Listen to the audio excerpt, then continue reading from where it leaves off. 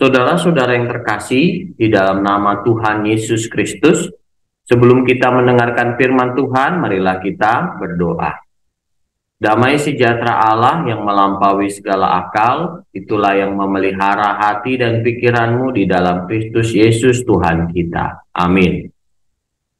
Saudara-saudara yang terkasih, firman Tuhan bagi kita pada saat ini tertulis dari Galatia pasal 3 ayat 26. Sebab kamu semua adalah anak-anak Allah karena iman di dalam Yesus Kristus. Demikian firman Tuhan. Umat percaya disebut sebagai anak-anak Allah.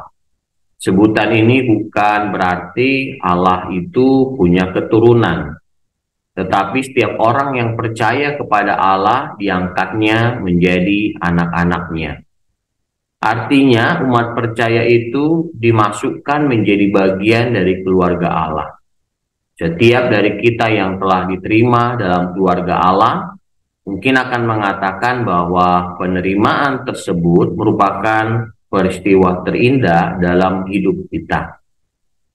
Ketika mempercayai Kristus sebagai juru selamat kita, kita menjadi anak-anak Allah.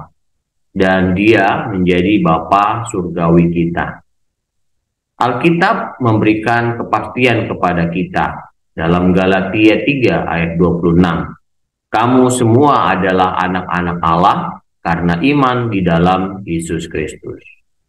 Sebagai anak yang diangkat ke dalam keluarga Allah, kita mempunyai saudara-saudara seiman, saudara laki-laki dan perempuan di dalam Kristus, dan kita semua mendapat bagian dari warisan yang kekal. Lebih dari itu, Roh Tuhan Yesus mendalami hati kita dan memampukan kita untuk berdoa dalam nama Aba, ya Bapa.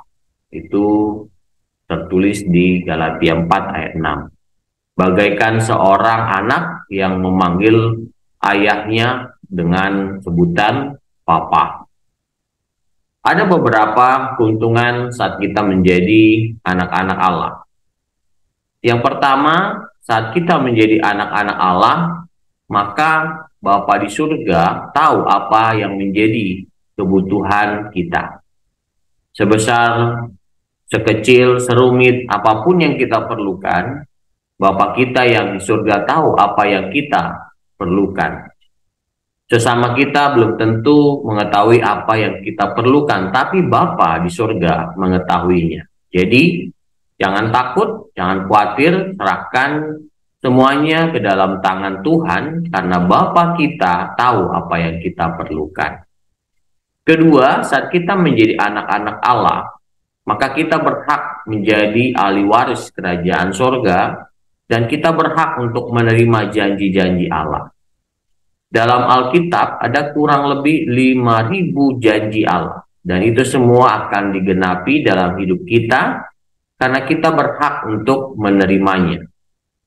Dan ada beberapa hal yang harus kita perhatikan juga saat kita menjadi anak-anak Allah.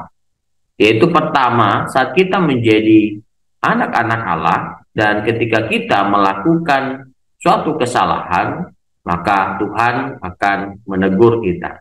Artinya, jangan pernah bosan dengan teguran Tuhan. Saat Tuhan menegur kita, maka kita harus bersuka cita, karena saat Tuhan menegur kita, itu tandanya Tuhan sangat sayang kepada kita. Kedua, sebagai anak-anak Allah, jangan sampai kita meninggalkan Bapa yang di surga atau Allah kita.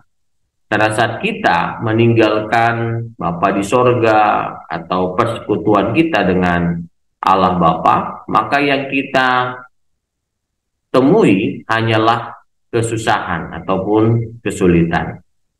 Sama seperti anak bungsu yang meninggalkan bapaknya atau rumahnya dan akhirnya mengalami nasib yang sangat menyedihkan.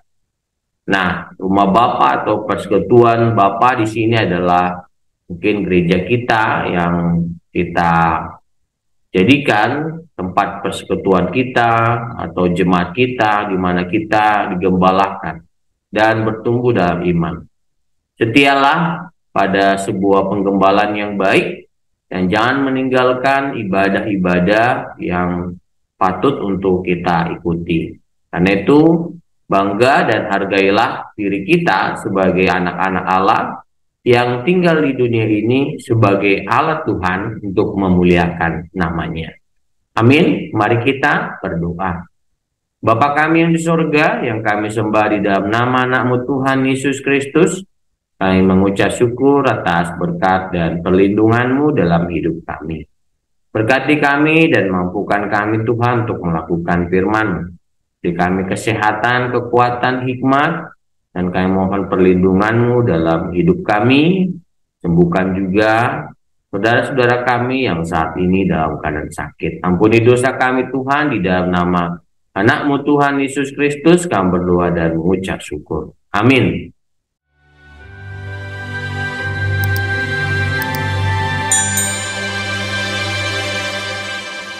Walau ku harus berjalan dalam lembah kekelaman, perlindungan-Mu, oh Tuhan, nyatalah bagi hidupku. Tiada pernah sedetik pun, tiada pernah Kau tinggalkan. Sungguh mulia dan sempurna, hanya Kau layak disembah. Yesus, Engkau